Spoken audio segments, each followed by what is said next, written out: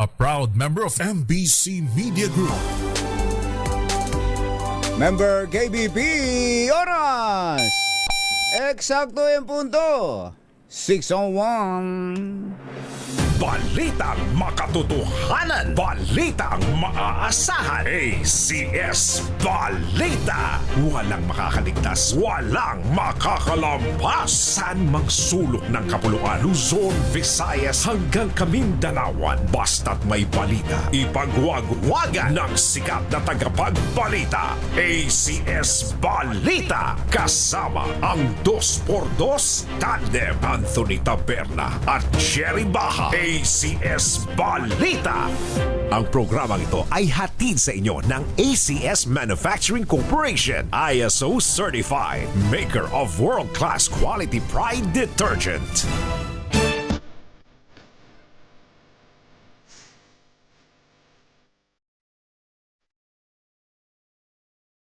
Araw ng Friday! Ano bang petsa na ngayon? May 29. 2026. May 8, 2026. Nardo na po ang ulo ng ating ACS Balita. Italy. Ano? Pansin mo ba yun, kumbachero? Ano? Italy. Italy. Parang kapihan niya. Italy. Nangangailangan ng karagdagang Pinoy nurses. 60 bilyong pisong pondo mula sa National Treasury na ibalik na sa PhilHealth. VP Sara itinanggi na binato ng laptop si Attorney Michael Boa. Congressman Leandro Leviste at 5 opisyal ng Solar para sa Bayan Corporation kinasuhan ni Ate Shawi. 3 patay habang 13 ang sugatan sa 2 sunog na sumiklab sa Metro Manila. At 2 pekeng lady reporter inaresto sa mismong tanggapan ng gobernador ng Aurora. Kakasuhan ng estafa. Magandang umaga Luzon, Visayas, Mindanao. Good morning Philippines. Hello world. Kami po ang inyong mga tagapaghatid balita. Ito po si Anthony Taberna. Ito po si Jerry Baha. At ito ang Kasama ang ACS Balita. sa detalye ng ating mga balita. Kukuha ang Italy ng libo-libong Pinoy nurses upang matugunan ang lumalaking kakulangan ng healthcare workforce ng bansa. Ito ang masayang ibinalita talaga ng Department of Foreign Affairs matapos matanggap ang report ni Philippine Ambassador to Italy Neil Imperial kasunod ng pagkikipagpulong nito kay Italian Health Minister Orazio Schillaci sa Ministry of Health sa Roma. Sinabi ni Imperial na tinalakay nila ni Orazio ang pagpapalawak ng kooperasyon sa mobility ng mga manggagawang Pinoy. Ayon kay Ambassador Imperial, may kinakaharap ang Italy na 15,000 hanggang 20,000 shortage ng nurses. Aba, Tingnan mo na yan, ano?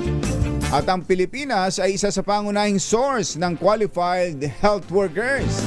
So babalik na naman yung dating panahon na ang mga Pilipino ay nakikilala bilang nurses. yes. Kahit sa iba't ibang bansa. Ang isa pang good news ay pinalawig pa raw ng 2 taon ang kontrata ng mga Pinoy nurse na kasalukuyan ng nagtatrabaho sa Italy mula 2027 hanggang 2029.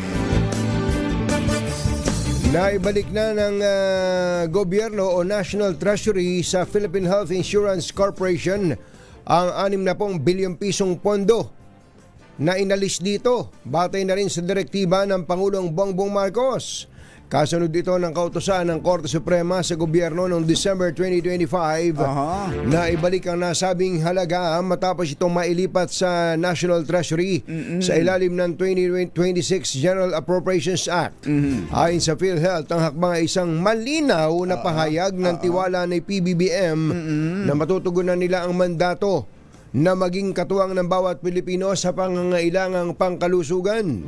Nagpasalamat din ang PhilHealth kay Pangulong Marcos sa kanyang malinaw na direktiba na gamitin ng pondo para mapahusay ang mga serbisyong pangkalusugan para maabot ng bawat Pilipino.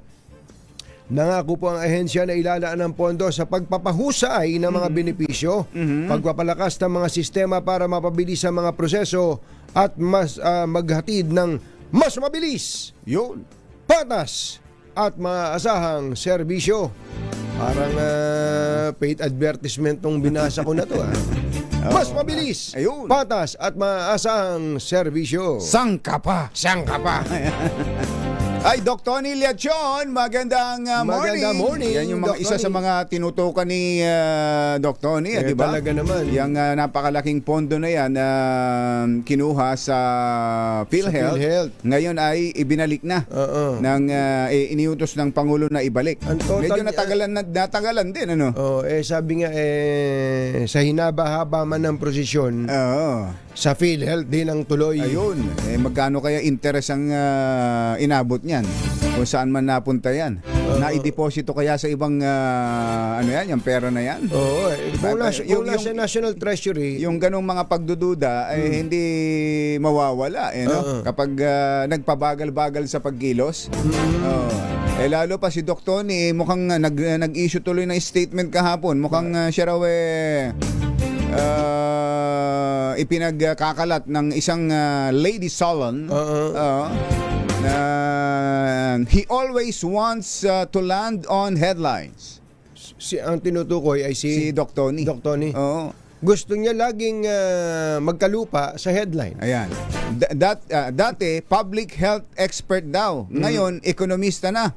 Lahat ng administrasyon, he gets appointed, then removed.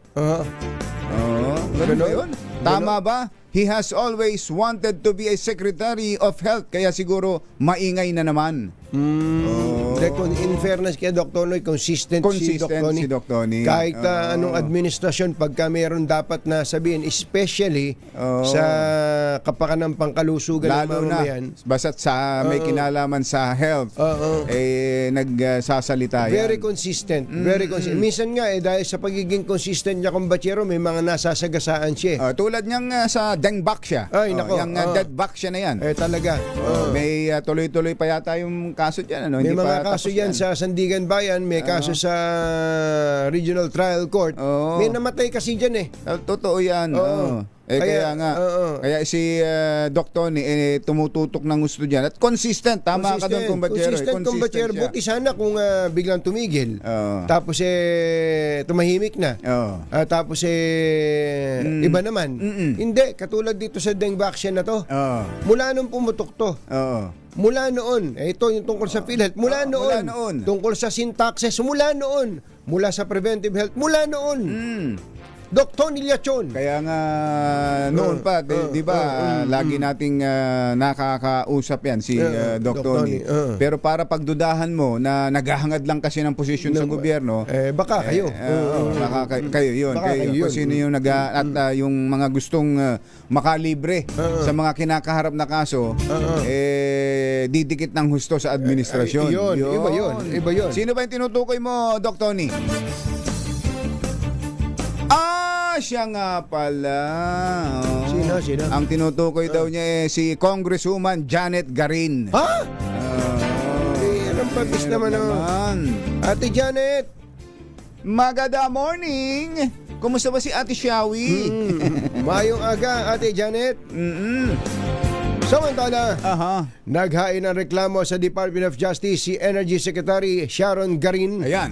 laban sa businessman turned politician na si Batangas Representative Leandro Leviste, kaugnay ng energy firm nitong Solar para sa Bayan Corporation. Sinampahan din ng reklamo ang ilang direktor ng kumpanya dahil sa umano'y kabiguan ng mga ito na tumupad sa mga obligasyong nakasaad sa legislative franchise na ipinagkaloob sa nasabing kumpanya. Batay sa complaint, hindi nakatanggap ang DOE ng anumang aplikasyon ng kumpanya para sa permit, lisensya, approval, authorization o iba pang regulatory consent mula sa SPBC mula na mabigyan ng prangkisa noong 2019 maliban sa solar energy contract application para sa Paluan Solar Project sa Occidental Mindoro. Gayunman wala naman umanong record na pirmadong kontrata ang DOE. Gayon din ang submissions mula sa SPBC na patunay na ito ang may hawak ng proyekto. Pero ang pinakatinutumbok dito, Ara Mina, Ate Ara, yung commitment na makapag-deliver ng kuryente. Talaga. Gano'ng kadami yun, kumbachero? Nasa ilang megawatts yun? 12,000 megawatts. Yun ang tinutumbok dito. Itong mga binanggit dito na binasa ko, mga proseso to eh. Pero ang kaya nadali kaya may reklamo, kaya may kaso ay dahil doon sa commitment. Ayun yung commitment. Asa na? Yung commitment na yon ay ibinigay nila kapalit ng pagbibigay sa kanila nung prangkisa. Yun. Oras natin, Engineer Tony Nanggel, 6:12. 6:12 ng umaga. Maayong buntag kaninyong tanan, mga Bisaya, mata na mamudiha. Gising na ba kayo? Tinawag ni Vice President Sara Duterte na basurang chismis ang kumakalat na report tungkol sa umano'y panghahagis niya ng laptop sa kanyang staff, laptop sa kanyang staff na si Attorney Michael Powa. Parang nangyari na ito sa mga nakaraan. Good morning po, Madam President. Madam President GMA, may paabak, gising na ba kayo? Gising na po ba kayo? Kumusta po ba si FG, si First Gentleman? Si First Gentleman, sana okay lang kayo, First Gentleman. Ayan, ayon po kay VP Sara, hindi siya kailanman nambato ng laptop sa kanyang mga kasama, empleyado man o abogado. Hindi rin anya siya gumagamit ng laptop. Dahil hindi naman siya marunong gumamit ng computer. At ginagamit niya lamang ito tuwing may Zoom meeting. Ayun. Totoo ba yun o nagpapatawa lang siya? Ewan ko, hindi ko malaman. Sino pa bang tao ang hindi marunong mag-laptop ngayon? Hindi ba naging education secretary nga si Madam Vice President eh? Kaya baka naman nag-joke lang. Pwedeng nagjo-joke lang o baka naman totoo nga na yung assistant niya ang naglalatap. Tapos kapag may babasahin na lang, tsaka iaabot na lang sa kanyang nakabukas ng gano'n. Pagkatapos, pasa na uli. May mga... Para ka namang senyorita doon? Hindi naman. Ibig lang sabihin nun boss. Boss ka.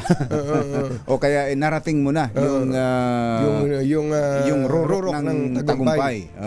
Hindi, pero baka joke lang yan. Kasi meron ka bang kilalang tao na hindi... Yung mga maliliit na bata nga marunong nang mag-laptop eh. Tsaka sa edad ni ilang taon na ba si VP Sara? Palagay ko nasa 35 na siya. 35. Parehas pala natin. Parehas natin. Dapat nakakagamit siya ng laptop.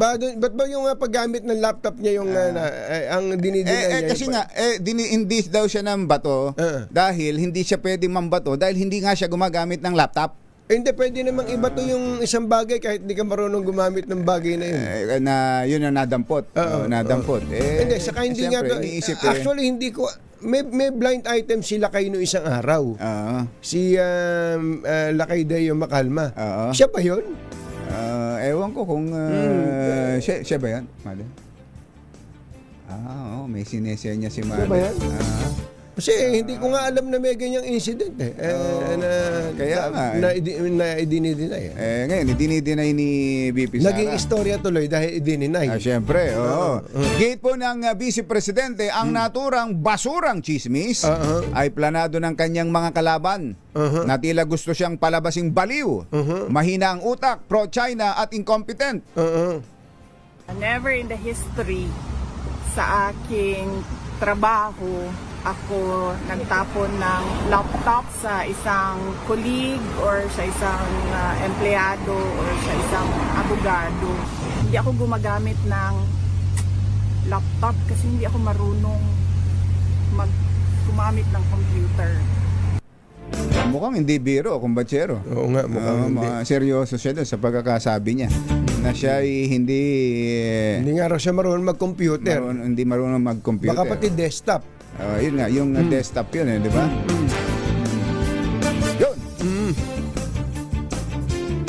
Alas 6:16 ng umaga. Susunod! Ito po! Hoy, Grace Ansano. Alam kasi ng mga taga-Aurora, ikaw lang ang totoong lady reporter dyan. Meron palang iba? Oo.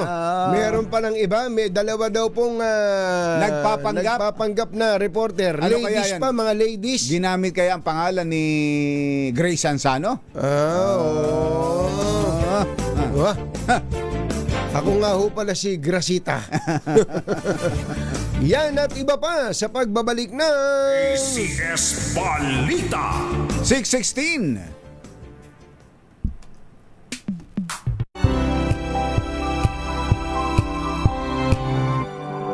Day is Laundry Day Friday. Yahoo! At pag Laundry Day Friday, all you need is Pride Washing Machine Detergent. May triple stain away formula, katanggalang makapit, madikit, malupit na dumit, madya, kaya easy ang labada. Kaya pala mula noon hanggang ngayon, all you need is Pride. All you need is Pride. ACS. Kasama ang 2x2 tandem Anthony Taberna at Jerry Baja. ACS Balita. Naka-message pala ni Kong Angel si CJ Hero.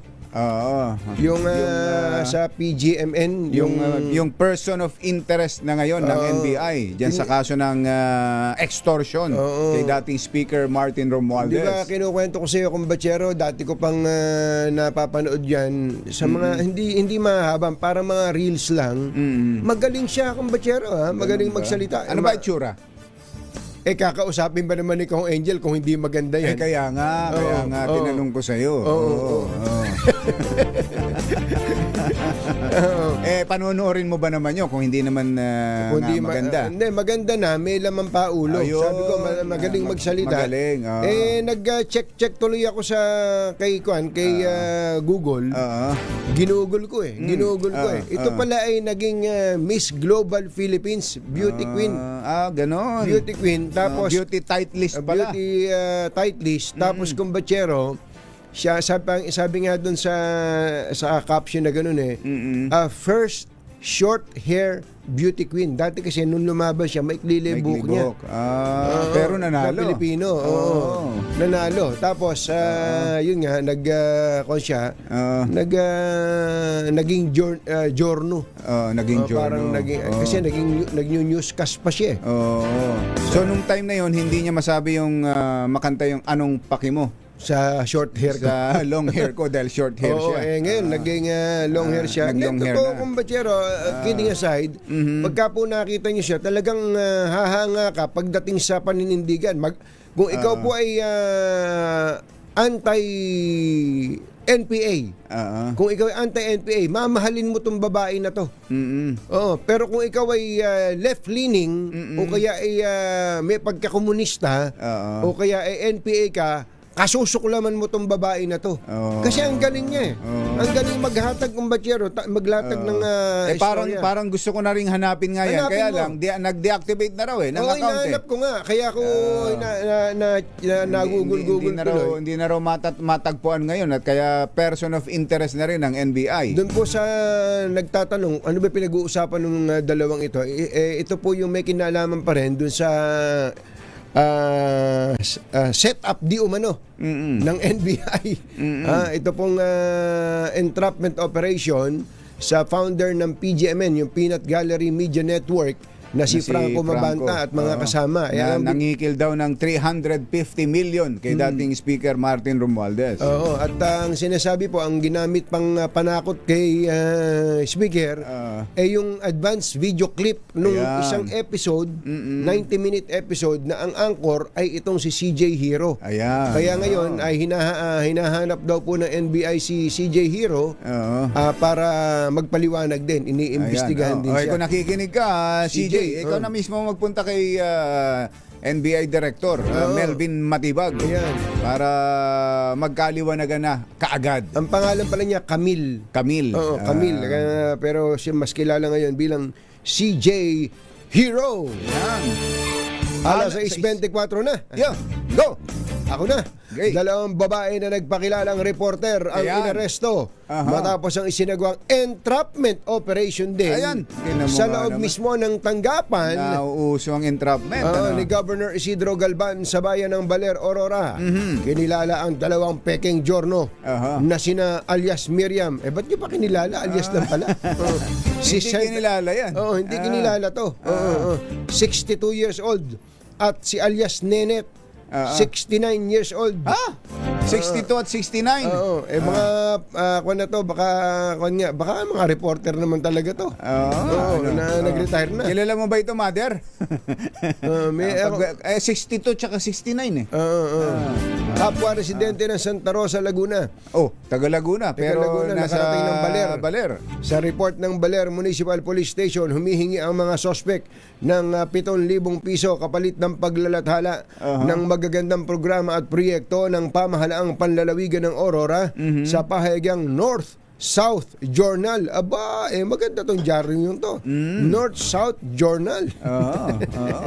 Gayon man, itinanggi ng nasabing publication na empleyado nila ang dalawang nagpakilalang media personnel at hindi Ano otorisado ang mga ito na manghingi ng pera sa ngalan ng kanilang pahayagan. Sa entrapment operation, personal na inabot ni Governor Galban ang white envelope na naglalaman ng marked money at kaagad pinusasan ang mga ito matapos matanggap ang pera.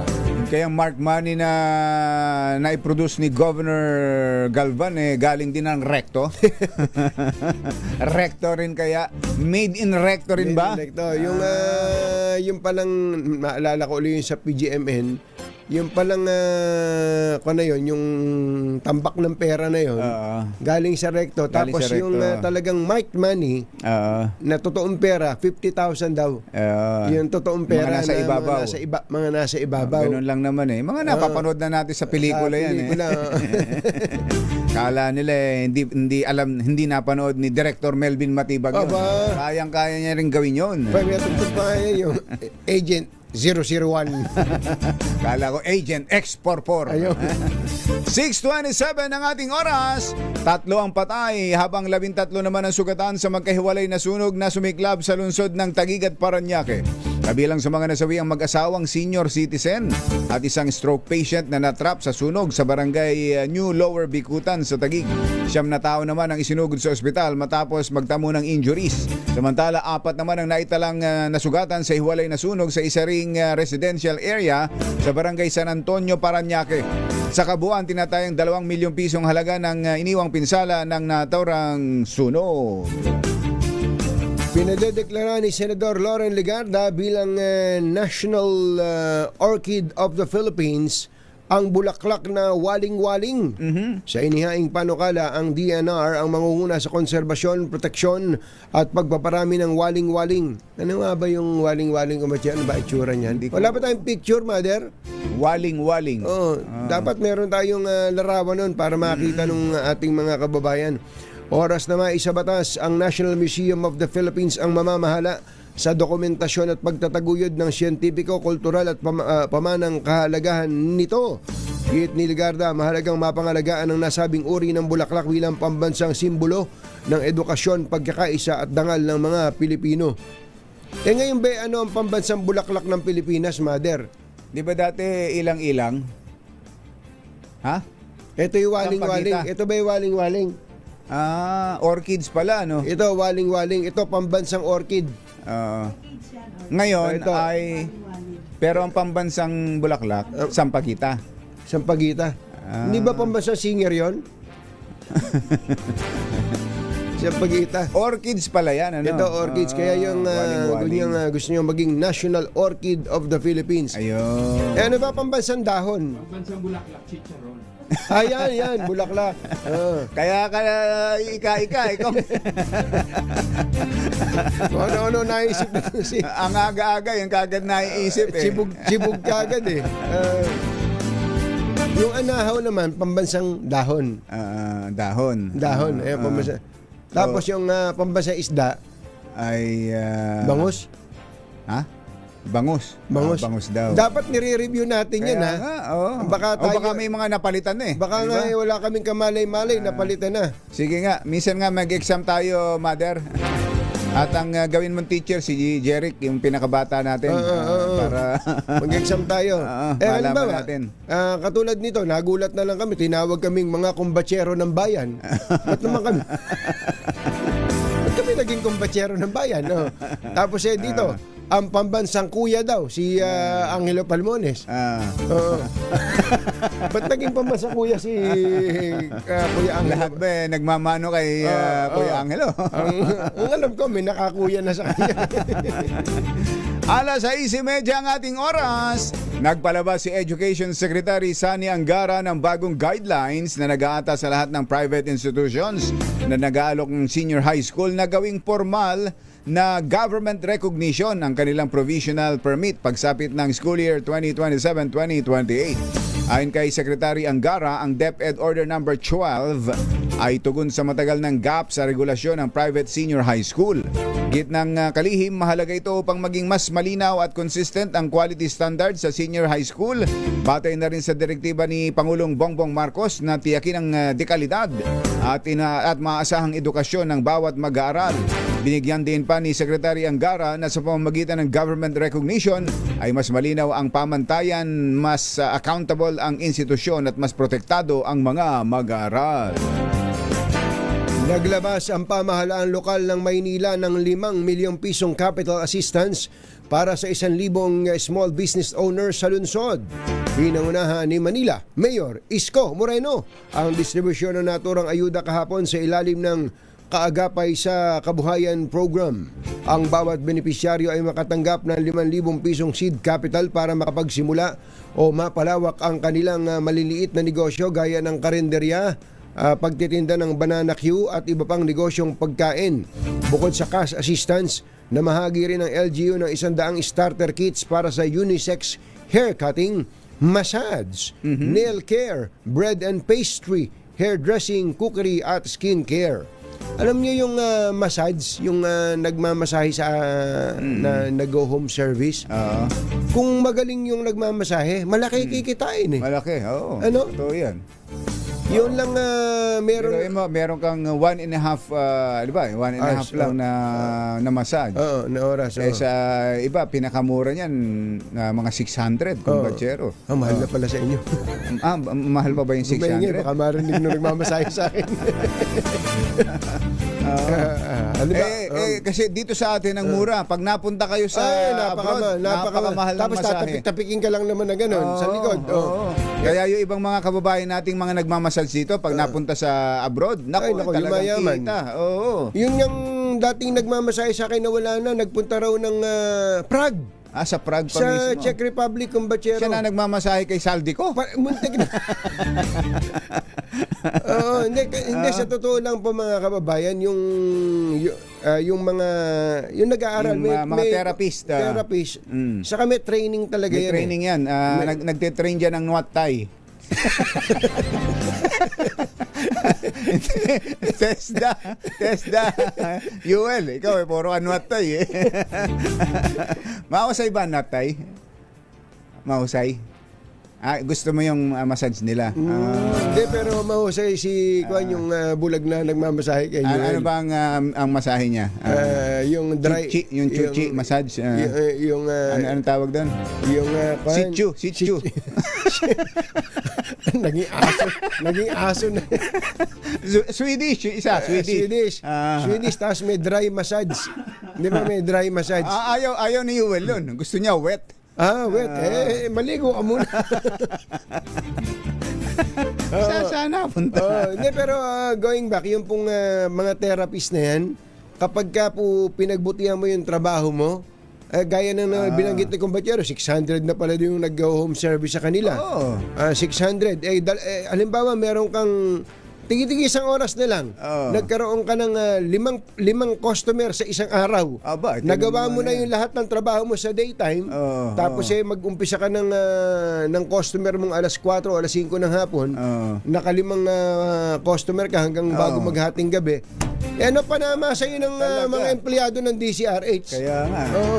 Yun, hindi pa tuloy-tuloy yun. Trabaho, Oo. maraming oras na pahinga yun. Talaga, oo. Dahil kung pa isa-isang oras na gano'n, hindi naman magkakasunod yun eh. Kaya nga, yun ang... Kaya yun, yung iba na nakakaroon ng sa Dubai lang, kumbatsero, yung mga nagmamassage doon, mga Pinay tingnan na mo na. nag-home service. Ayun. At alam mo ba, may dala silang may dala silang May mga massage bed at correct. Yan massage talaga. yung patungan ng ulo mo. Yung para makahinga ka. Para hindi ka nangangawit at hindi ka nakakahinga ka. Oo. May butas sa gitna. Tapos, ang matindi doon, may music pa. Ayun, tinan mo. May may music. music Oo. pa. Tapos may sisindihan pang Yung para mga ilaw na aroma. Ayun, mga ganun. Hindi, di ba? Kaya talagang, lalo na po dito sa ating bansa, pag masipag ka, ang irereklamo mo na lang kung paano mo gagastusin yung pera mo. Ayun, pag masipag ka. Pag masipag ka. Yo. Naghatid ng kabuuan ng ating ACS Balita. Ito po si Jerry Baha. Ito po naman si Anthony Taberna. Kasama ang 2x2 Tandem Anthony Taberna at Jerry Baha. ACS Balita. Ay, sa mga taga Barangay Paltok, Quezon City. Ayan, lakasan na ninyo inyong mga radyo, telebisyon o anumang gadget na ginagamit ninyo dyan sa pakikinig at panonood sa DZRH para kayo swertehin sa araw na ito. Friday, long yan. weekend. Long weekend na naman ba? Napapapitlag din kayo, no? Long weekend. Napatingin tuloy ako sa kalendaryo. Titingnan mo tuloy dahil Friday na ngayon. Titingnan mo, holiday din ba sa Monday? Yan, Nung nakaraan pa lang long weekend. Yan, nung nakaraan. Ayan, para kayo iswertehin sa araw na ito, magkapera. Yan. At bukod sa pera, may mga goodies. Yan. May mga pamimigay sa inyo ang ating malakas promo kasama ang Pride Detergent at ang ating... Ready na ba kayong tandaan ang ating word of the day para manalo ka ng DZRH Mini Component? Eto na! Yun. Ang ating word of the day ay vindictive. Vindictive. Ayan. Ano ba ang vindictive sa Tagalog? Mapaghiganti. Ayun, mapaghiganti.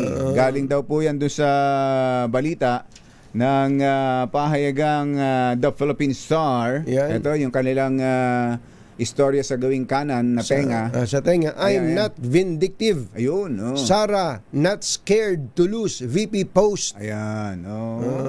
Kaya Yan, yun po ang parang mensahe ni VP Sara sa mga kongresista na natatakot na kay VP Sara. Oo, na baka pagka siya ay nanalong presidente at hindi mo siya natanggal at tumakbo at nanalong presidente. tatalo pa ng buhay yung mga yung mga lumaban na bumoto sa kanya para siya ay ma-impeach. Lalo pa itong si Terry Ridon, kung makapanakot nung kausap natin nung kahapon, sabi mga almost 200 na nung hapon na 215 na raw 250 na. Grabe naman tong Terry Ridon na to. Tapos nasundan pa ng desisyon ng QCRTC. Ayan, yung banner story ng Philippine Star pa rin. Court junks VP husband's plea to stop impeachment. Ayun, ibinasura daw po ng hukuman diyan sa Quezon City ang apila ng asawa ng Vice Presidente para ipatigil ang impeachment. Ang tinutukoy po si Attorney Manasseh Carpio na nag-file para ng motion ng pleadings diyan sa QCRTC Para itigil yung impeachment. Ang sabi daw po ng QCRTC walang judiciary cannot interfere with the exercise by the House of Representatives of its constitutional impeachment power. Hindi maaaring hadlangan ng hudikatura ang lehislatura sa pagtatrabaho nito. Ayan, Kaya dun sa desisyon ni Judge, ano maalan nung Dredd. Judge, Dredd. at RTC Branch 81 Judge Dredd. Parang nakakatakot. Ay, Ano ang pangalan ni Judge? ano alan na mother ng Yung judge? Ang sabi Hindi ka nasisikatan ng araw, Judge. sa 5 pahinang desisyon na may petsang Mayo 6 Mayo as ay sinabi daw po nitong ni judge Judge, ng QCRTC na the petition ang petisyon for prohibition na ipagbawal is dismissed ay ibinabasura for lack of jurisdiction. dahil sa kawalan ng jurisdiction. The prayer for issuance of writ of preliminary injunction Ang panalangin para maglabas ng pagpapatigil is ay denied. Hmm? Is ay denied. Is denied. ayun, tinatanggihan, oo. Hindi pinagbigyan. Ayan, yan ang the latest mula sa QCRTC. Oras natin, Achi, ahya, Mr. Jalom Tang, lakyam si Chaphun, 6:40 na ng umaga. Balitang makatotohanan, balitang maaasahan. ACS Balita. Ang programang ito ay hatid sa inyo ng ACS Manufacturing Corporation, ISO certified, maker ng world-class quality Pride detergent. This time check. Himpapawid! 2 por 2! Walang takot sa paghimay sa masalimuot na isyu ng bayan. 2 por 2! Humahataw na mga balita at impormasyon. 2 por 2! Ating damhin, ating lasapin ang hagupit na 2 por 2!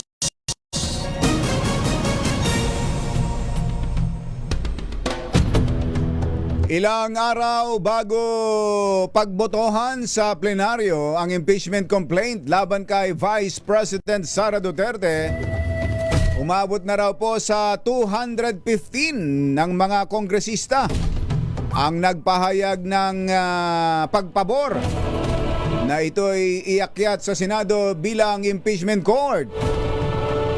Ito ang ibinunyag ng Chairman ng House Committee on Public Accounts, si Congressman Terry Redon, matapos ang konsultasyon sa mga kongresista kaugnay na impeachment case laban kay VP Sara. Ayon kay Redon, ganito rin ang bilang ng mga kongresista na nagsulong sa unang impeachment case laban kay Duterte noong February 5, 2025. Ngunit hindi nalitis sa Senado matapos na hindi aksyonan ni dating Senate President Chis Escudero. Mas malaki po ang bilang na 215 kumpara sa pagtaya ni Lanao del Sur Representative Zia Alonto Adyong ng Lakas CMD at Congressman Ronnie Puno ng National Unity Party na aabot lang ng 180 ang boboto sa May 11 pabor sa impeachment laban sa pangalawang Pangulo. Isyu ng bayan. Katotohanan. 2 por 2! At may team ang balak, magtago ka na. 2 por 2! Si Jerry at si Anthony, narito na. 2 por 2! Hahataw ng todo, urado ka. 2 por 2! Ang katotohanan, dala nila. 2 por 2! Walang sinasamba pali, maniwala ka. 2 por 2! Hataw ng gusto, tol, umasa ka. 2 por 2! 2 por 2!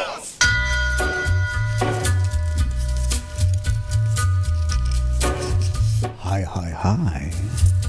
Maganda morning. Magandang umaga, bayan! Bayan! Ito po si Jerry Baha. Ito po naman si Anthony Taberna.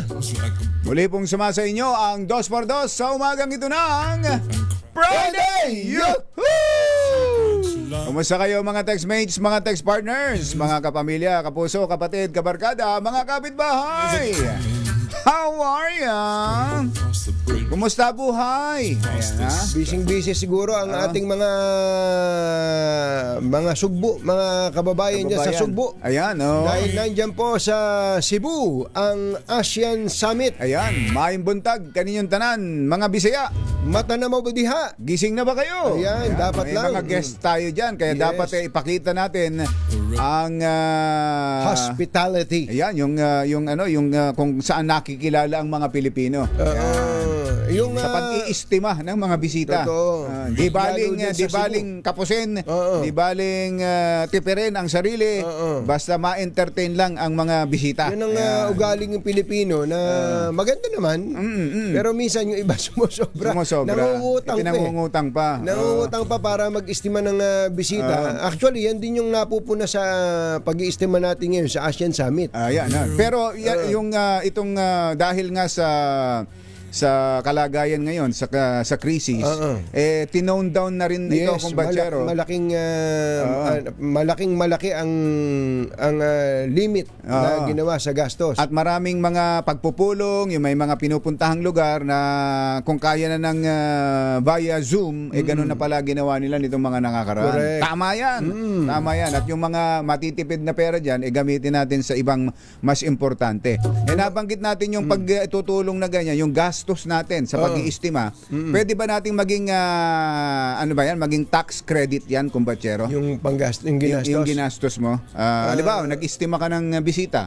Tapos idadagdag mo para mabawasan ang babayaran mong buwis, ilalagay mo yon. Pwede ba yon? Pwede naman. Pwede mo ganun siyang ba? ituring na expense. Expenses. Paano ko nalaman yun? Paano? Dahil meron akong kilalang magaling na abogado na naging commissioner pa ng commission ng Bureau of Internal Revenue. Ganun ba? Sino? Ano alan? Ang pangalan? Charlie Mendoza. Ayun! Kasama natin siya via phone patch, si attorney, si Commissioner Charlie Mendoza ng BIR. Commissioner, magandang morning! Si Ka Jerry at si Ka Tunying po ito. Yeah. Magandang umaga po, Ka Jerry at Ka Tunying at sa mga libu-libong tagapakinig ng Dos por Dos. Good morning po. Morning Opo. po. Andyan daw po kayo sa Cebu, sa ASEAN Summit. Yeah, opo. Dadalo po tayo sa ASEAN activities ngayong araw. May tinatanong po si Kumbachero dito, Commissioner Kapag ka ba ang isang, hindi lang yung individual, kundi pati na rin yung mga kumpanya, kapag ka ba may ginastos, halimbawa, pinag-istima mo ng bisita bilang bahagi ng iyong... Tulad ngayon, yung ASEAN Summit. Summit. Pwede mo bang i-declare ang expense yun para mabawasan yung taxes na binabayaran mo? Well, yung operational expense po talaga naman pong expension na po pwede nating ibawas sa ating gross revenues. Pagka ganun, yung natira na lang, yun na lang ang magiging batayan ng sisingiling buwis. Yeah, opo. Kasi ang taxable income natin is binabawas na natin din yung ating mga operational expenses at pati yung mga allowable deductions. Ayun. Pwede nga pala. Tama. Ayos. Kasi merong ibang mga kumpanya po sa panahon ng krisis na ito, ang ginagawa po, Commissioner, nagbibigay ng, halimbawa, sa mga empleyado ng emergency transportation allowance.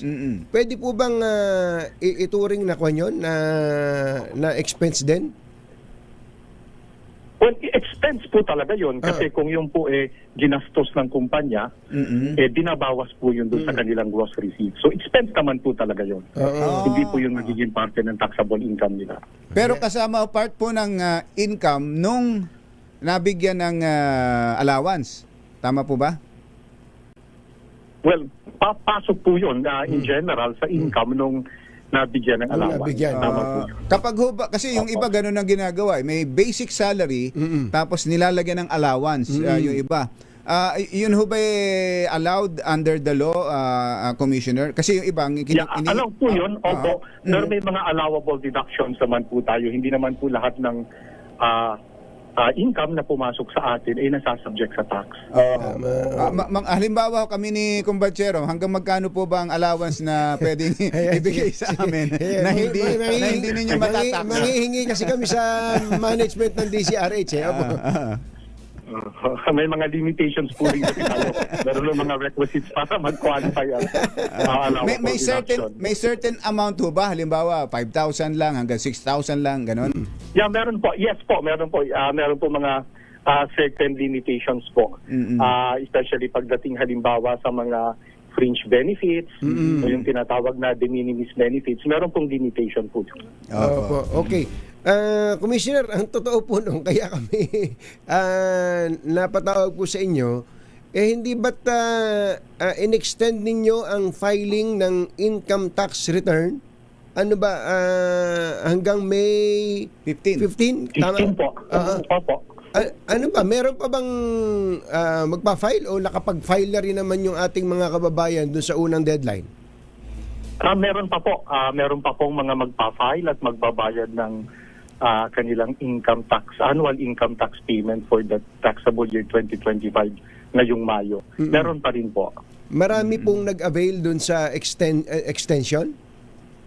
Medyo marami din po. Opo, wala lang po. I don't have the exact figures, pero based sa monitoring po namin, marami po ang hindi nagbayad nitong nakaraang Abril at we anticipate na ngayong May 15 po at the latest magbabayad. Oo. Doon po sa mga nakikinig sa atin ng mga taxpayers, ano po ang meron kayong message sa kanila considering meron pa naman tayong isang linggo? Yes po, at palagi ko nga pong sinasabi kapag kausap po ang mga stakeholders natin, even yung mga business organizations, na wag na po tayong maghintay sana sa huling araw, file early, pay on time, at magbayad po tayo ng tama. Sapagkat para hindi na rin po kayo ma-hassle kung magsasabay-sabay kayong mag-file on the last day. Bagamat handa po kami na mag-entertain at mag-handle ng voluminous transactions na ini-expect po namin during the last few days for the filing. Opo. Kumusta po ang collection, Commissioner? Itong mga nakakaraan kasi masyadong nagpapasikat ang Bureau of Customs. Si Customs Commissioner Ariel Nepomuceno. Kayo po ba sa BIR? Meron daw silang mga historic na first time in the history na collection sa isang particular na buwan. Sa isang particular na buwan. Kumusta po ang BIR naman? Maayos din po ang collection natin. In fact po, last March, ang ating collection is around 12% higher than the actual collection last year. So double digits po ang growth natin last month, ang gross collection. Okay. At ngayong April na po, nagulat din kami sapagkat when we extended the payment of the 2025 annual income tax to May 15, in-expect po namin na magkakameron ng significant na deficit because of course nga po ang presumption kasi ng ating mga revenue targets papasok lahat ng April. Yes. Pero as of yesterday ho, monitor namin nalampasan pa namin as of yesterday ng around 5 billion na yung internal goal namin for April. At yan po ay ina-expect pa namin na tataas as we receive yung mga reports ng ating mga authorized agent bank. So masayang-masaya po kami doon sapagkat despite the extension, nalampasan pa namin yung internal goal namin for April at inaasahan po namin na ang momentum ay magtutuloy-tuloy pa ngayong Mayo sapagkat yun nga po may mga inaasahan pa tayo na maraming magbabayad ng 2025 annual income tax. Yung 5 billion na yun, internal target lang po yun? Yeah, opo. Kasi meron po kasi tayo mga internal target na monthly. So nalampasan po natin yan ngayong Abril despite the extension. Saan po ninyo ina-attribute yung increase na yan at saka yung sinabi nyo pati nung March considering meron tayong crisis, yung iba medyo gipit, baka yung iba hindi pa nakakapagbayad ng tax? Well, unang-una po nagpapasalamat tayo sa mga taxpayers natin. Yan naman po ang palaging panawagan natin sa kanila na magbayad ng tama, magdeklara ng tama. And of course, meron po tayong mga programa. Ang palagi ko nga pong ine-emphasize sa mga kawani natin sa Bureau of Internal Revenue ay gawing madali, gawing maging accommodating sa ating mga taxpayers at gawing madali ang pagbabayad nila o yung proseso ng pagbabayad. Sapagkat nauunawaan po natin na yung pagbabayad na lang ng buwis, medyo, alam nyo naman, gastos yan para sa ating mga kababayan. So, ang the least that we can do is to make the process easier for them. And yan po ang mga ginagawa natin ngayon. Meron po tayo mga ni-launch na mga digitalization initiatives lately. May mga ini-streamline po tayo ng mga regulations at mga processes At yan po sa paniniwalang po namin ay nakatulong din. And of course, yung taxpayer education, taxpayer information campaign, paulit-ulit po nating ine-emphasize ito sa ating mga taxpayers. Yung po bang, Sapagkat importante po sa amin ang voluntary compliance. naalala po namin, nung dumating po kayo dyan sa BIR, ipinatigil nyo yung, sinuspend po ninyo yung paglalabas ng LOA, yung letter of Opo. authority, pero ibinalik na. Yes po. Hindi ba pwede, hindi nyo ba na pwedeng i-attribute din doon yung pong mas magandang kolektibo? Kumbaga medyo yung tao kasi pag nagtitiwala doon sa binabayaran niya, dati ayaw magbayad eh. Oo. Total kukutongan lang naman kami niyan eh. Nung inalis, inayos, baka nagbayad na yung ng tama yung mga taxpayers natin. Yeah, opo. Naniniwala po kami dyan na of course, ang dinibuild natin is yung trust ng ating mga taxpayers, yung tiwala nila. So sa pagsatingin nila, sabi ko nga po, palagi kong sinasabi na at ito ay bilin sa atin ng ating Pangulo na we have to collect the proper amount of taxes but we have to do it efficiently and fairly. Kolektahin lamang kung ano ang tama. So kapag nararamdaman po ng mga taxpayers na patas naman tayo sa proseso at yung tama lamang ang kinokolekta natin, ito po ay nagmo-motivate, nag-enhance ng voluntary compliance. Magkano po ang target ng BIR for this year? Ngayong taon po, ang ating DESS target is originally close to 3.6 trillion.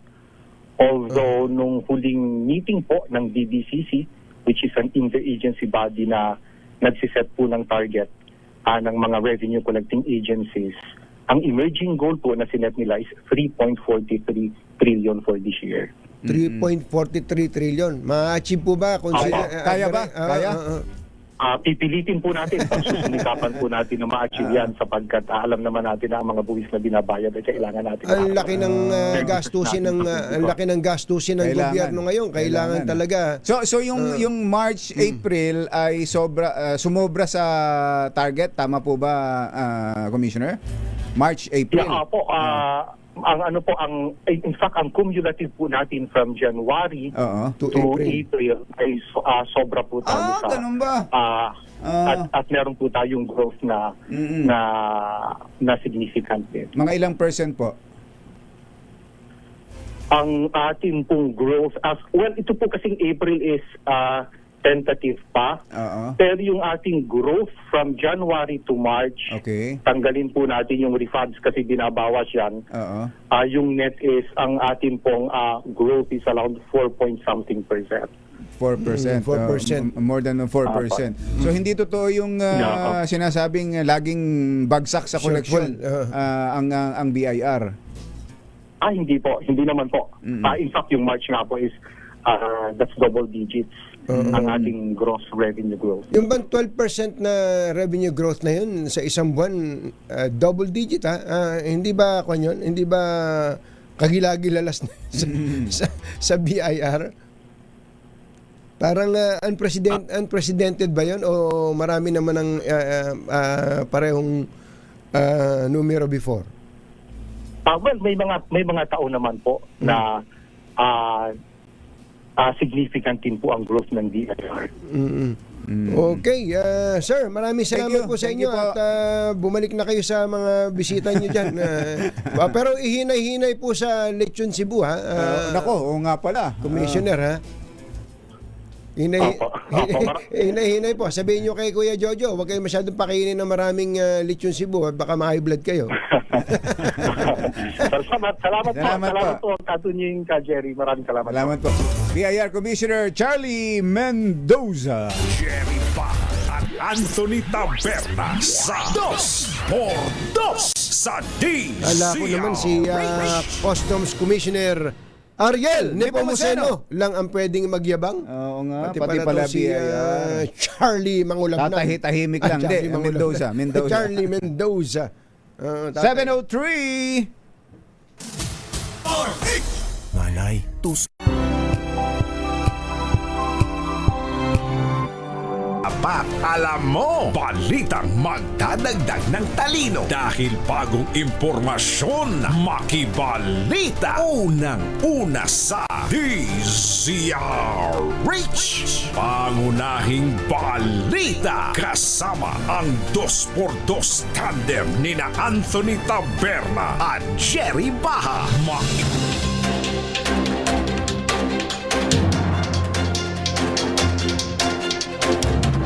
Araw ng Friday, 8 ng Mayo 2026.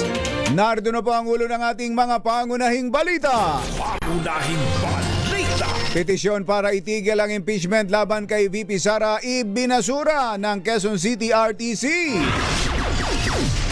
Higit 200 miyembro ng Kamara suportado na iakyat sa Senado ang Articles of Impeachment versus VP Sara.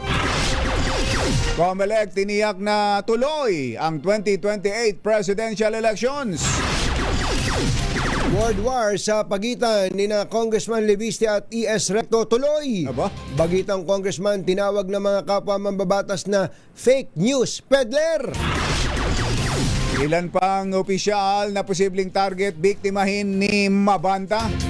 Nagparamdam na sa NBI. Dinala na sa Muntinlupa itong si Mabanta. Dinala na sa Muntinlupa Detention Facility. At suspect sa gas and run, kakasuhan pa rin kahit sumuko. Magandang umaga Luzon, Visayas, Mindanao. Good morning Philippines! Hello world! Kami po ang inyong mga tagapaghatid balita. Ito po si Anthony Taberna. Ito po si Jerry Baha. At ito ang... Pangunahing balita. Bago ang detalye ng mga balita, mamigay muna tayo ng pera. Alas 7:10 ng umaga, andyan sa Barangay Paltok QC, ang ating malakas agent na si Sherwin Alfaro. Sherwin, go, go, go! Anthony, Jerry, nako, napakamasayahing nanay itong ating nahuli na nakikinig sa radyo. Aba, talaga naman. Talaga namang... Sa itsura pa lang, talagang ngiting-ngiti. Yung ngiti parang Isang siopaw. ngiti mo lang. Parang pwede nang hindi bigyan ng pere.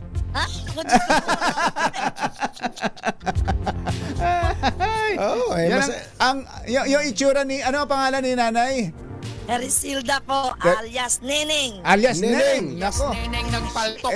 Parang, So, huwag kayong parang kayo kapag nakasalubong kayo ng kahit sino, liliwanag ang buhay. ang buhay. Oo. Talagang Bubungis-ngis dapat kayo. ganyan. Ganyan talaga dapat, ano. Totoo yun. Diyan sa Paltok, sa Frisco. Opo, opo. Sa Frisco, yan. Ayos yan. Malapit ba kayo sa Kundiman? Opo, opo. Kundiman. At kung di man dumating sa ating ang panahon. Nako. Ayos. Thank you, ating Neneng. Matagal namang nakikinig sa DZRH yan siya. Opo, since 1968, pinanganak ako until now. 1968. Pambihira. Sino ba pinakikinggan mo nun? Gabi ng Lagim. Hindi po. Yung ano, Si Matar. yung ano, yung si Mata. Si Matar. Ayun, si Matar nga. Si Matar. Opo. Ayos. Thank you, ating Neneng. Anak ni Mang Teban. Hindi po, anak ko ni Manjan. Naman dyan eh. Okay, dahil atin, Neneng, sino ang paborito mong announcer tuwing umaga sa DZRH? Si Jerry Baha at Katunyi. Yo! Some pieces? Si Katunying may restaurant dito sa Baler. Aba. Dito po sa may Roosevelt. Roosevelt? Opo, meron nga ba doon? Parang iba Sa yun. tapat ng McDo. Parang iba yun. Pero yun. Parang hindi. Meron po kayo doon sa may kanto. Sige, sa iyo na yun. Sa iyo na yun, ating Neneng. Kunin mo. Sabi mo, binibigyan na sa akin ni Katunying to. Salamat. Ayos. At ako, atin, Neneng, kailangan sagutin ang ating word of the day para makuha ang ating medium component. Ano ba yun? Vindictive. Ayun! Vindictive! Medium component. Natin sa atin ang Astron, ang official radio set partner ng DZRH. Alagang Astron, alagang maasahan. At syempre, meron ding grocery mula yan sa ACS at sa DZRH. At hindi lang yan, meron kang pinakamalaki, pinakabago, pinakamabango ang Pride with Fabric Conditioner, Korean Strawberry Bloom Detergent Powder with Stain Away Formula, 2 kilo, kaya kagana ko naming labahan, ubos yan. At speaking of labahan, lalaban gamit ang Pride Detergent, ang pinakabago disenyo ng DZRH t-shirt na minomodelo ng kapitbahay nyo may pinakamalalim na dimple. Thank you po! Thank you! Mas partner! Yehey! Thank you po, Katunying. Katunying, baka naman. Tirahin mo lahat. Nako, pambira. Tirahin mo Nagalit. daw. Baba, nanggigigil. Oh. Sa mga gasolino. Thank you, Ate Neneng. Thank you. Thank you po, thank you. Salamat Maraming po. salamat atin na nga siyempre sa mga nais manalo ng 1,000 pesos. Laging tumutok sa DZRH, baka ka na susunod nating winner sa DZRH Mala Cash Promo kasama ang Pride Detergent. RH number 6, Sherwin Bottle Faro DZRH. Una sa Pilipinas, una sa Pilipino. Thank you! Mga nangunguna at mga bagong balita sa DZRH. Pangunahing balita. Alas 7:14. Tuloy ang mga pangunahing balita. Kakasuhan ng estafa ang driver na sangkot sa pinakahuling gas and run incident sa isang gasolinahan sa Mindanao Avenue, Quezon City. Bagaman sumuko na ang suspect, porsigido ang gas attendant at ang kumpanya na papanagutin ito sa hindi binayarang 1,500 pesos na gasolina. Ayon kay PNP spokesperson General Randolph Tuanyo, nakalimutan daw ng suspect na magbayad dahil kaaway nito ang kanyang misis sa telepono habang nagpapagas. Talaga naman, ano. Gate Tuanyo, tutulong ang QCPD sa pagkakapapansila ng lisensya ng driver, lalo't na pag-alamang nasangkot na pala rin ito sa reckless driving. Ito naman ay sinusugan ng pinabit ng gas attendant na ito ay hindi naman may kaaway sa cellphone niya. Ito naman ay kinumpirma base sa investigation na ang kaaway niya yung kanyang may bahay sapagkat siya pinapauwi na sila ay nanggaling sa isang party na Si PNP spokes Randolph Tuanyo, General Randolph Tuanyo. Nagparamdam na rin sa NBI ang ilan pang opisyal ng pamahalaan na posible ring naging target ng pambablackmail di umano ng grupo ni Franco Mabanta. Ito ang sinabi ni NBI Director Melvin Matibag kasunod ng pagkakaaresto sa founder ng Peanut Gallery Media Network na si Mabanta at 4 na iba pa. Sinabi ni Matibag na mag-a-apply na sila ng cyber warrant para mabuksan o masailalim sa forensic examination ang gadgets ni Mabanta. Makatutulong anya ito para malaman kung may iba pang tinakot o kinikilan ang grupo at kung may iba pang sangkot sa umano'y extortion sa dating House Speaker. Naman diretsong nagsabi na may sila, but from the looks of it, parang yun yung gusto ng direction. Either yung sa kalaban nila sa politika, doon gumampi kasi may gano'n na pag-uusap, or sila mismo, hindi sila pumayag, pumunta roon. Yeah, malaking bagay po to. After we open yung kanila mga gadgets, we will see it. So, yung mga telepono nila will be under the custody ng NBI as evidence po of this case. Si NBI Director Attorney Melvin Chicago Matibag. Samantala, nasa NBI detention facility na sa Muntinlupa ang founder ng Peanut Gallery Media Network na si Franco Mabanta kasama ang 4 na iba pa. Ayon kay Director Matibag, alas 6 kagabi nang ilipat si Mabanta ng kulungan at mananatili sila doon habang hinihintay pa ang resolusyon ng Pasig City Regional Trial Court para sa kanilang piyansa. Sinabi ni Matibag na oras na makapaglagak ng piyansa, ang grupo ni Franco ay agad din silang palalayain maliban na lamang kung may iba pa silang pending na kaso sa korte. Nasa 50 hanggang 60% ng handa ang COMELEC para sa halalan sa 2028. Ayon kay COMELEC Chairman George Garcia, walang dahilan para pagdudahan kung matutuloy ang susunod na presidential elections dahil sa katunayan ay ready na sila para rito. Git ni Garcia, bagamat may 2 taon pa bago ang national elections, ay mas minabuti nilang simulan ng maaga ang paghahanda. Tugon ito ni Garcia sa pahayag ni VP Sara na sana'y matuloy ang 2028 polls at maisagawa ito ng tapat, maayos at mapayapa. Susunod! Dito po! Ano latest sa World War sa pagitan ng dalawang Batanggenyo? Yan. Anong mga bagong masasakit na salita ang pumailan lang? Yan at iba pang mga nagbabagang balita sa pagpapatuloy ng Pangunahing balita. 7:18. This time check is brought to you by ACS Manufacturing.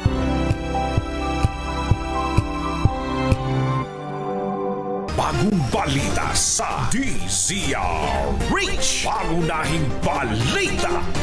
Alas 7:23. Tuloy ang mga pangunahing balita. Tuloy din ang World War sa pagitan ni Batangas First District Representative Leandro Leviste at Executive Secretary Ralph Recto.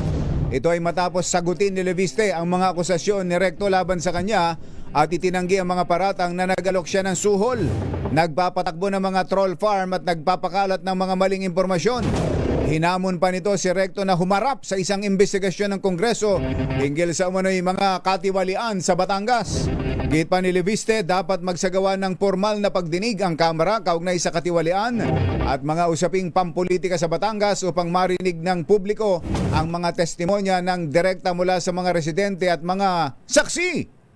Sa aking kababayan Ryan Santos Recto, sinabi mo na hindi totoo ang sinabi ko tungkol kay Secretary Ralph Recto at Governor Vilma Santos. Pero bakit hindi mo binanggit si Congressman Edwin Garjola?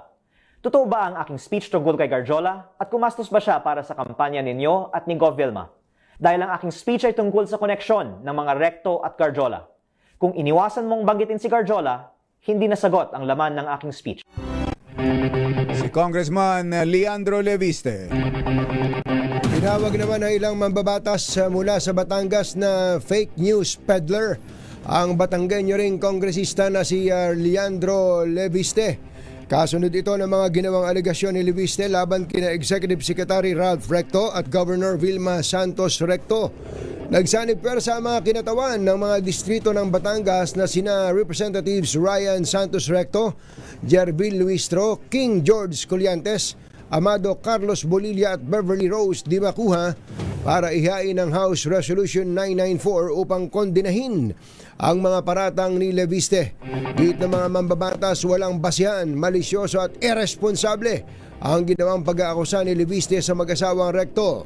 Matatandaang inakusa ni Leviste sa kanyang privilege speech si E.S. Recto ng sangkot sa katiwalian at idinawit pa ang ibang mga kasamahan sa Kamara na umanay namili ng boto para manalo sa halalan. Ibinasura ng Quezon City Regional Trial Court ang petisyon na inihain ni Attorney Manasseh Carpio na ipatigil ang impeachment proceedings laban sa kanyang misis na si Vice President Sara Duterte. Sa 5 pahinang desisyon na may petsang Mayo 6, sinabi ng QCRTC Branch 81 na wala itong jurisdiksyon upang pigilan ang constitutional impeachment powers ng Kamara.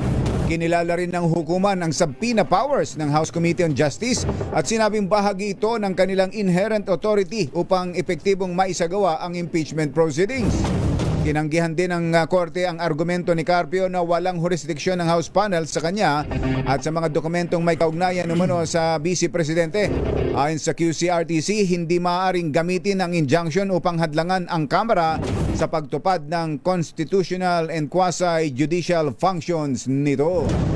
Higit sa kinakailangan 106 na boto ang bilang ng mga mababatas na pabor na ma-impeach si Vice President Sara Duterte. Ayon kay Bicol Saro Representative Terry Ridon, hindi bababa sa 215 na mga mambabatas ang nagpahayag na ng suporta sa impeachment ni VP Sara, parehong bilang ng botong nakuha noong nakaraang taon.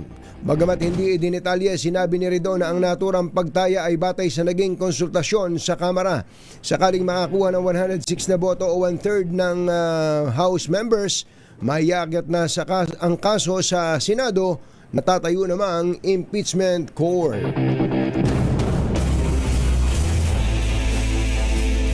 .27 ang ating oras. Kasama natin na kumbatsero sa linya si Mayor Along Malapitan ng Caloocan. Mayor Along, magandang morning! Good morning, Sir Jerry and Sir Anthony. Opo. Kumusta po, kayo? Mayor? Mabuti naman po. Mukhang namimigay daw kayo ng bigas din dyan. Kasi meron hong nakarating sa aming impormasyon na pinakamalaki raw ang natanggap ninyong local government support fund. Marami ang nagseselos, Mayor. Yung binigay po na LGFF sa Caloocan ay ito po yung parang ratio siyempre ang pinakamalaki Quezon City ang pinakamalaki, Manila, Dahil sa Caloocan. sa population, based sa population, no? Po nila binase yung podong natanggap mula sa LGFF. Magkano po sa Caloocan? Sa Caloocan po sa rice ay 257 million. Uy, Wow. sana all. Ang laki nga pala. Kaya pala titingin-tingin sa inyo yung pateros 257 million sa bigas pa lang Bigas yun. pa lang. Opo. Pero siyempre, sa laki din po ng populasyon namin, hindi rin naman natin kayang bigyan lahat. Pero malaking porsyento po ang mabibigyan natin. Oo. Yung nakuha natin. Teka po, ano na po ang populasyon ng Caloocan ngayon, Mayor Along? Nung nakaraan, nasa 1.7 million po kami. Pero sa tingin ko po ngayon, mga 1.8, 1.9 na kami. Grabe pala ang... Laki na, ano? Grabe pala ang tao dyan sa Caloocan. Kayo ho ba nagagawi pa ng Grace Park, Mayor Along? Dahil ang dating Caloocan na alam natin, yung parte na yun. Sa banda doon, yung Caloocan South. Sa monumento.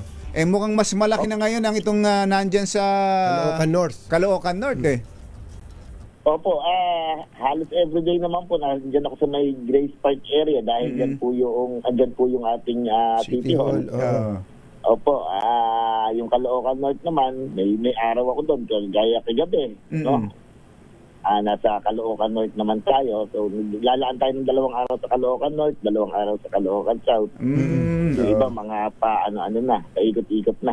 Sa laki ng sitwasyon kasi ng biruin mo, para makapunta ka sa Caloocan North, dadaan ka ng QC. Tatawid ka. May lugar na kailangan mong daanan talaga ang Quezon City. Very peculiar yung yung hugis ng Caloocan na Mayor, ano? Opo, medyo unique po ang ang Caloocan, no? Meron kaming south, merong north. No, ang nagdudugtong na lang po diyan ilog. Kaya maubliga ka dumaan sa part ng Quezon City kung pupunta ka from south ka, pupunta ka sa north, maubliga ka dumaan sa Quezon City. Pero pagka populasyon ang pag-uusapan, ang dami ng tao ay nakakonsentrate dun sa no? Sa north. Sa north, sa dami. Ano ang ratio? Ang Caloocan North po sa namin ay parang nasa 1.2 million ang populasyon. So parang 500 to 600,000 ang layo pala, no? Hindi kaya pwedeng bukod na city na yan, Mayor? Meron papayag ba kayo? Parang papayag may ganun ba kayo? Di ba may ganun ng proposal dati, Mayor? Wala pa pong proposal na pero may mga nagsasuggest po, no? Nagawa naman to dati, nagawa naman to ng ang Ilocos, may sur, may norte, may mga naman, no? So, siyempre kung ano yung makakabuti para sa... Pero kayo po offhand. Open ba kayo doon? Kung may ganung proposal, open ba kayo doon? Pag-aaralan po natin kung ano yung magiging mas makakabuti para sa Caloocan. Pero pag-alalan nyo na, pag hindi na kayo mayor, ano?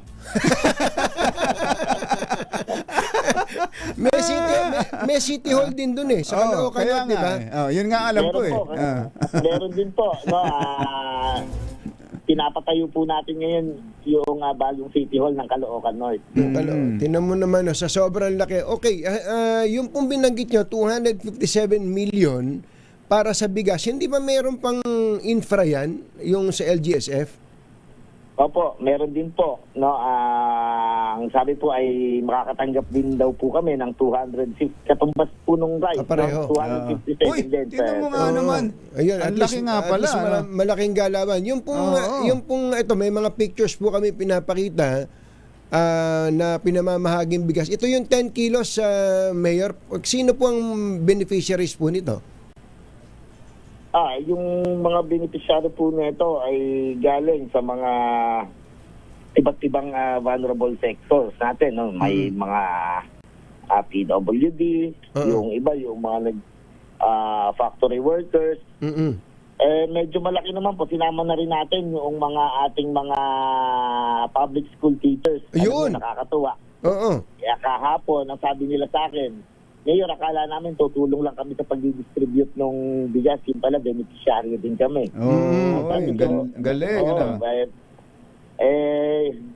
basta naman kaya ng pamahalaan, no? Siguraduhin natin makakasama natin lahat. Ano sabi sa inyo ng mga teacher? Basta sa susunod na eleksyon, sigurado na kayo sa amin.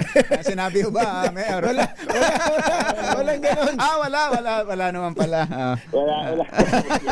Hindi, natuwa Joke lang lang po, sila. joke lang Natuwa po. lang sila kasi ang Natutuwa mga, yan, ang mga kadalasan kong batsero, yung mga professionals, hindi nasasama sa ganitong mga ayuda, ano? Ngayon, nabigyan sila. Opo, maging yung ating kapulisan, sarhento pababa ang rango ay makakatanggap din po. Oo.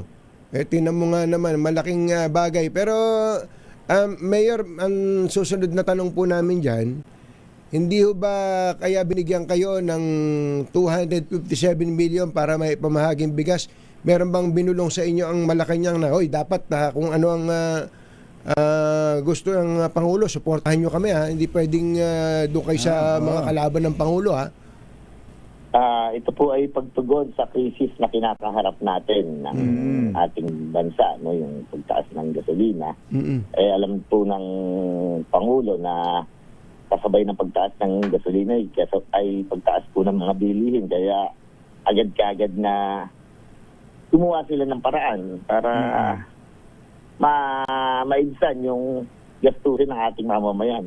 Kaya wala naman pong kapalit na parang makita naman natin na purong pagtulong yung ginawa. Walang kondisyon. Walang kondisyon. Halimbawa, walang sinabing kailangan bumoto kayo ng pabor sa impeachment, ha? Para sa mga mayor naman po ito binaba. So, local government, walang din naman po kasi kasali sa pagboto. Kaya hindi, sabihin mo sa tatay mo sa impeachment tayo. Wala mong ginawang sinabing ganon. Walang ganon. Lahat naman po ng mga mayors binigyan, no? Mag-anak mga congressman o wala. At walang tining ng political leaning. Lahat yata meron kumbatsero. First time nga daw, di ba kinukwento nung ni Governor Rodito sa atin, first time na lahat ng munisipyo, kahit na anong klase ng municipality, may nabigyan ng ganito. So, yung 257 million na binili nyo ng bigas, siguro naman magandang klaseng bigas yan. Hindi parang sabi nung araw pag tinawag na NFA rice. Anong klaseng bigas ba yan? Saan kayo kumuha? Hindi ko po alam kung saan din, pero ito dapat local, no? Dapat locally produced. Opo, tama. Opo, locally produced. Kaya ang ano naman natin dito sa bansa natin ay magagandang klaseng bigas po. Dapat pala sinaing nyo muna para malaman kung magandang klase. Baka maabas pa kayo dyan, no? Kasama po yun sa requirements namin. Humihingi ho kami ng isang ng sample, no? Para makita natin kung maganda yung klase ng bigas na papamahagi sa atin. Ibibigay. Sa ating mga kababayan. Well, at least yung pera ng national government bumababa sa local government, kailangan lang talaga makarating sa ating mga kababayan. Ayun.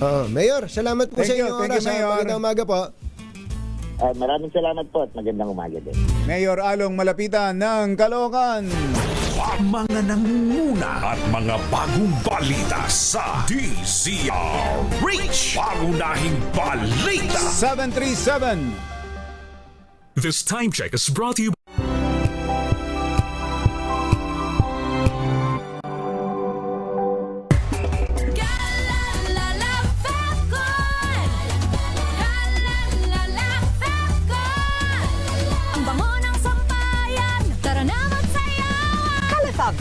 amoy nakaka-joyful.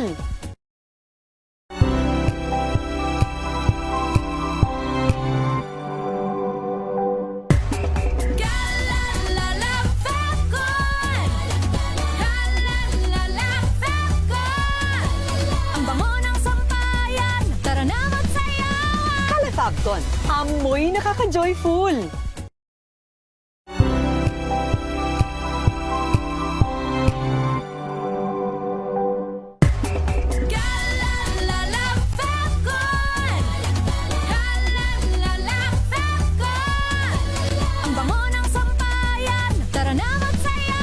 Kalefabton, amoy nakaka-joyful.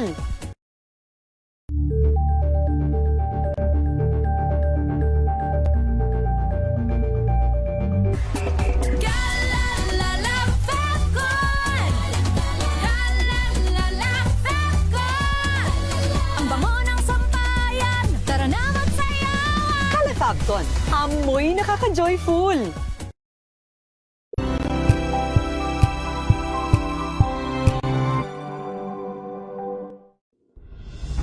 Tuloy-tuloy ang pagtulong, tuloy-tuloy ang pagseserbisyo at tuloy-tuloy ang balitaan kasama si May Binauhan sa Operation Tulong mula Lunes hanggang Biyernes. Number 1 na naman ang inyong DZRH sa latest survey ng Kantar Media na inilabas nitong January 2026, hindi lang sa Metro Manila kundi pati rin sa Mega Manila.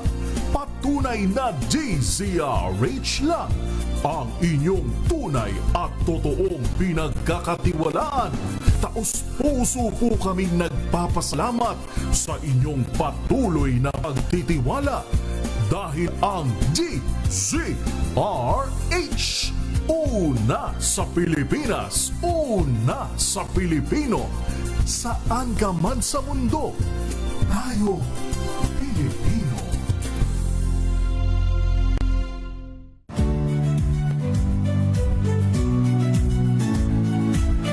Magandang araw mga kaibigan. Ito po ang inyong balerina ng bayan, si Lisa Macuha Elizalde, na nag-aanyaya sa inyong samahan kami at ang aming mga espesyal na panauhin para sa kalahating oras ng masayang kwentuhan sa aming programang Art to Art, kung saan ang usapang sining at kultura ay para sa lahat. Huwag kaliligtaan, tuwing linggo, alas 3:30 ng hapon, dito lamang sa DZRH Radio, DZRH TV, at via online streaming.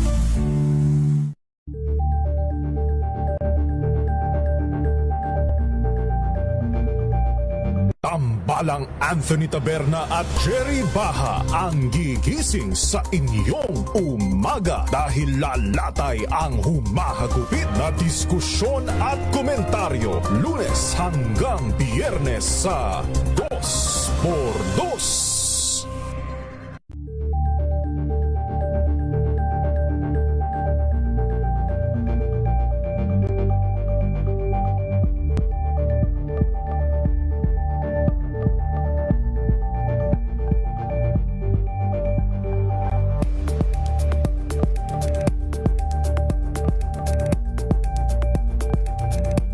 Alamin ang mga maiinit na isyung pambayan, mga balitang kailangan mong malaman, usapin sa pamahalaan, politika, ekonomiya at kabuhayan. Ito ang mga dapat mong malaman, pakialaman at pag-uusapan dahil kayo ang tinig ng mamamayan dito sa Damdaming Bayan.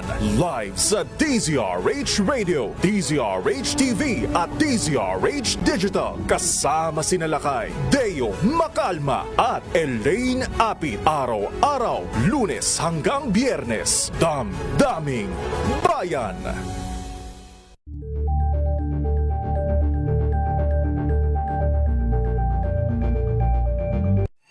Mga balitang gigising sa inyong umaga. Mga balitang kailangan mong malaman. Mapapakinggan sa ACS Balita sa 2x2. Kasama sina Anthony Taberna at Jerry Baha. Lunes hanggang Biyernes.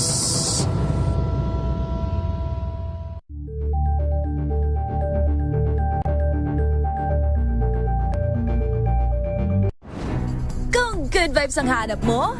Dito ka na sa sigurado! Mula sa mga istoryang nagbibigay ng inspirasyon hanggang sa mga kwentong may dalang solusyon. Mga balitang pampagaan ang pakiramdam at pampaganda ng araw. Hindi lang ba sa good news, kundi the better news. Mula Lunes hanggang Biyernes, 1:00 ng tanghali sa DZRH TV.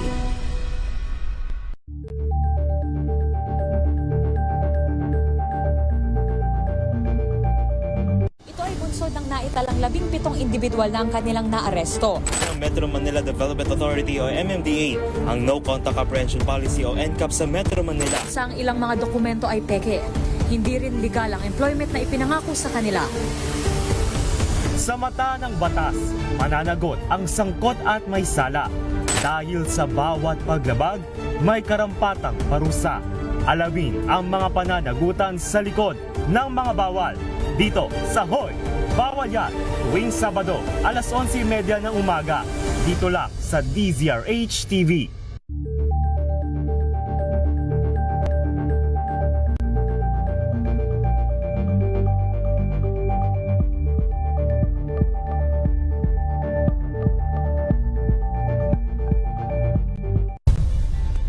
Nagsimula sa pangarap hanggang sa maabot ang tagumpay. Iba't ibang kwento, iba't ibang mukha ng atletang Pilipino. Mas pinatindi, mas pinalakas, at mas pinaaksyon sa Match Point tuwing Sabado, 12:30 ng tanghali sa DZRH TV. Number 1 na naman ang inyong DZRH sa latest survey ng Kantar Media na inilabas nitong January 2026. Hindi lang sa Metro Manila, kundi pati rin sa Mega Manila. Patunay na DZRH lang ang inyong tunay at totoong pinagkakatiwalaan.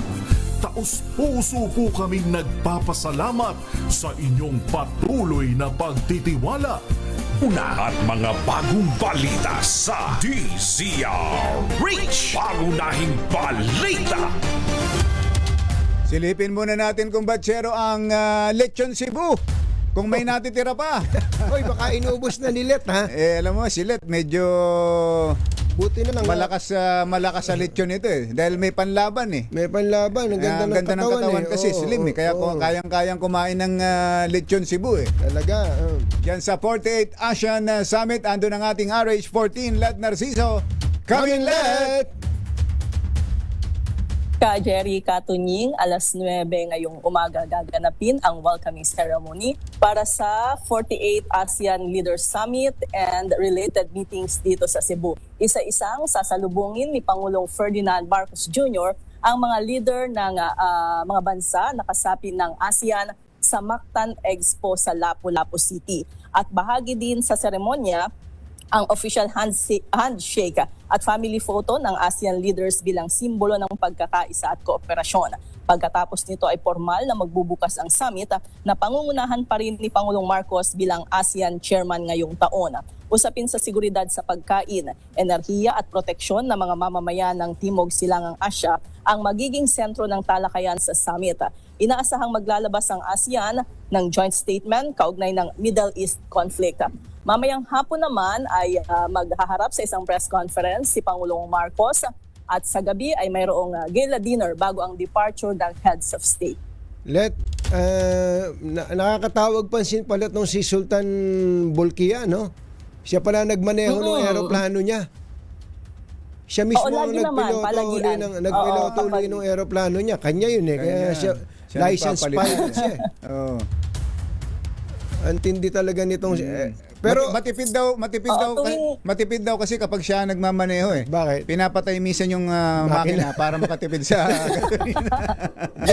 Nakakatuwa naman, di ba? Pag kami ganun tayong nababalitaan, Naalala ko tuloy si Gibo Chidoro piloto din yun Piloto rin si Gibo, secretary. Secretary Gibo Chidoro. So, kumusta naman ang mga lechon dyan, Let? Alam nyo, hindi pa kami nagkikita ng lechon Cebu. Bambira! Ba naman yan? Oo, hindi. Litawin natin kasi syempre medyo nag-expect tayo na doon sa mga sa pagkain dito ay mayroon. Pero kasi mayroong Muslim countries na kasama sa ASEAN. So hindi pwedeng maghanda kasi baka. Tama. Ikaw na lang ang pag-asa namin. Pag-asa namin. Talaga naman. O kaya naman, Let, papupuntahan kita dyan. Ipapahanap kita dun sa supplier namin. Yung pusher, yung pusher namin ng Lechon Cebu. Papahanap namin. Anong lechon Cebu ba yan? Maraming klase ang lechon Cebu. Yung pinakamasarap, yung pinakamasarap ang ipapakain ko sa iyo. Kinonta ko na. Let. Para magkausap kayo. Thank you, Let. Thank you, Let. Ito si Let Narciso para sa DZRH. Una sa Pilipinas, una sa Pilipino. Pangunahing balita. Kumbachero, na inaanyayahan ng Philippine Amusement and Gaming Corporation o PAGCOR ang mga amateur and professional photographers sa bansa na sumali sa PAGCOR Photography Contest 2026. Binigla. Tampok ang temang Kids at Play. Layunin ng PAGCOR na maipakita ang mahalagang aral na nahuhubog sa mga simpleng laro ng kabataan. Opisyal lang tumatanggap ng entries ang PAGCOR Photography Contest 2026 at bukas ang kompetisyon para sa lahat ng Filipino photographers may edad na 16 pataas. Ang deadline po ng submission ay sa June 30. Ayan, June 30, 2026. Sa mga nais sumali, maaari pong magpasa ng entries. Yan, kita mo naman, may iba-ibang kategorya to. Conventional, mobile, at drone categories. Yung dati pa rin, dating mga categories. 8 grand winners sa bawat kategorya ang maaaring mag-uwi ng premyong hanggang 100,000 pesos. Ayon kay PAGCOR Chairman at CEO Al Tenco, ang mga traditional na larong pambata ay hindi lang nagbibigay saya, kundi humuhubog din daw po ng disiplina. Tama. Tiyaga, sportsmanship at tatag ng loob. Ayan, at ano pa hinihintay ninyo? Ikwento na ang mga eksenang nagbibigay buhay, saya at sigla ng kabataan sa pamamagitan ng mga larawang likha ng inyong mga camera. Iyon. Mga nangunguna at mga bagong balita sa DZRH. Pangunahing balita. Kumbachero, napapansin ko medyo nadadalas ngayon ang acid reflux o GERD sa mga kababayan natin Pero karaniwan, inaapula lang natin ang hapde, hindi ang tunay na sanhi. Oo nga parang makinang na-stuck yun dyan kapag hindi maayos ang galaw ng pagkain, nagkakaroon po ng gas sa ibaba, nagtutulak naman ng acid paakyat. Kaya kung ilang probiotic strains lang ang iniinom ninyo, baka hindi nito naaabot ang mga bahagi ng tiyan kung saan ay nagsisimula ang problema. Diyan napapasok ang BioPro. Meron po itong 19 na probiotic strains na nagtutulong-tulong para alagaan ang buong digestive system mula tiyan hanggang kolon. Parang nagtatanim ng good bacteria para maalis ang sanhi ng gas at discomfort. Sa BioPro, hindi lang tinatakpan ng sintomas, inaalagaan ang buong digestive system para mas magaan ang pakiramdam araw-araw. Hanapin lang ang BioPro sa mga Mercury drugstores at iba pang leading drugstores nationwide. I-add to cart nyo na sa mga online shopping platform. BioPro ang inyong daily probiotic partner. Pangunahing balita sa showbiz. Ay, andyan si Morley, pero 7:52 ang ating oras. Si Paring Het muna. Paring Het, take it away. Take it away, Paring Het.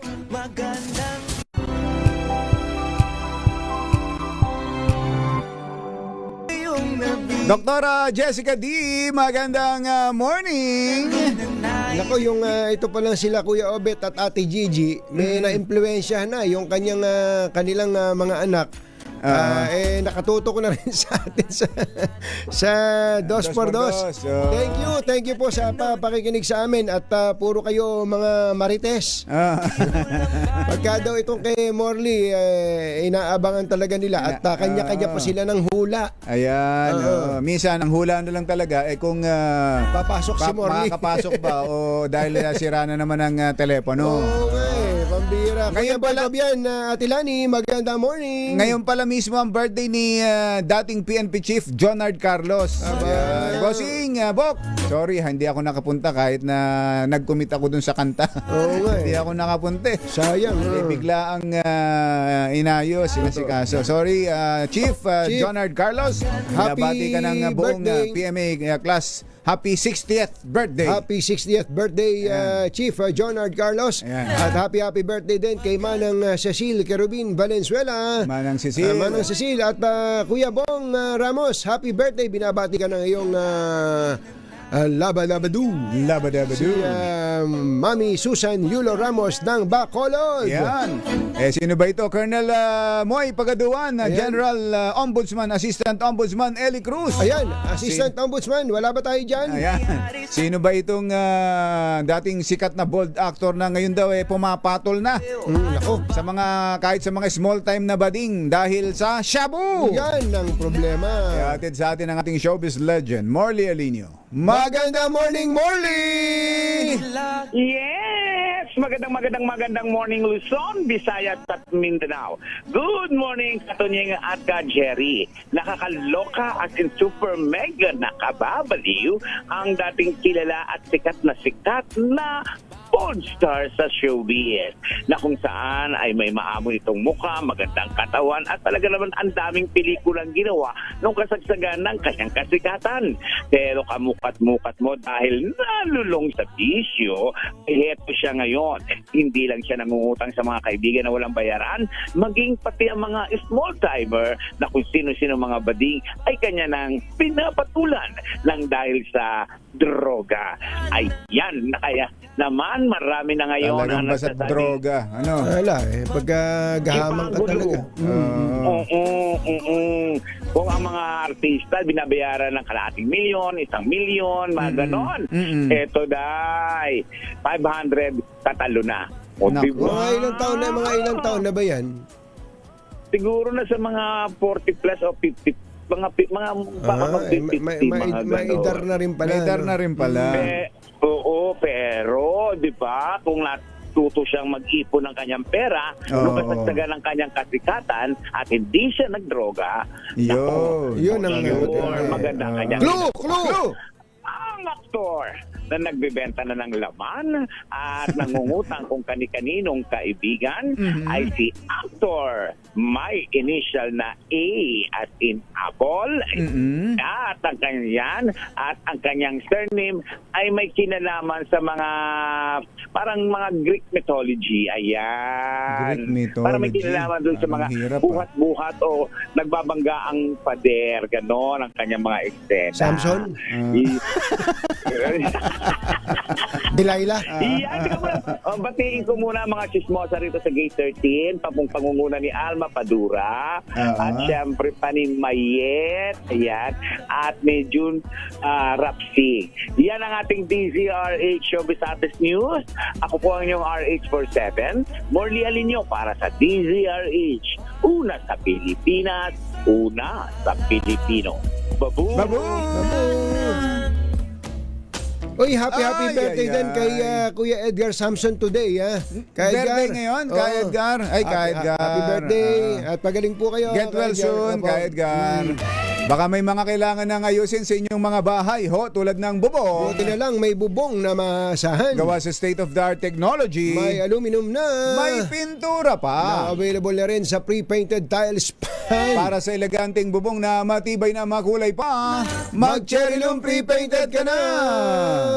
Ang best-selling 7-seater SUV ng Cherry Auto Philippines, ang all-new Tigo REV Luxury Edition, ay nakapagtala ng best-in-class fuel efficiency rating na 84.28 kilometers per liter gasoline equivalent. Matapos po ang fuel eco run ay sinagawa ng Department of Energy noong nakaraang taon. Batay po sa resulta ng pagsusuri ng DOE, nanguna ang Tigo REV-LE sa mga sasakyang sinuri sa mga kategoryang plug-in hybrid, diesel at gasoline.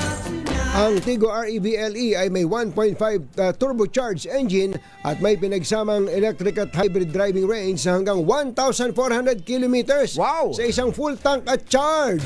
Mayroon din itong iba't ibang safety and driver assistance features kabilang ng advanced driver assistance system, adaptive cruise control at 540-degree camera system. Tatay Bonnie Aporo, alam mo ba kung magkano to? Ayan na. 1,578,000 lang, maaari ka nang makabili ng matipid at reliable na 7-seater SUV. Itong Cherry Tigo REV LE. Kaya ano pa hinihintay mo? Navy Commander Ruel Nicolas. Aba, i-test drive na yan! Woo! Kabilis ng oras, lalo na kapag Friday, ano? Talaga. Uwi na nga kami. Bye! Happy weekend! Woo! Damdaming bayan! Susunod na!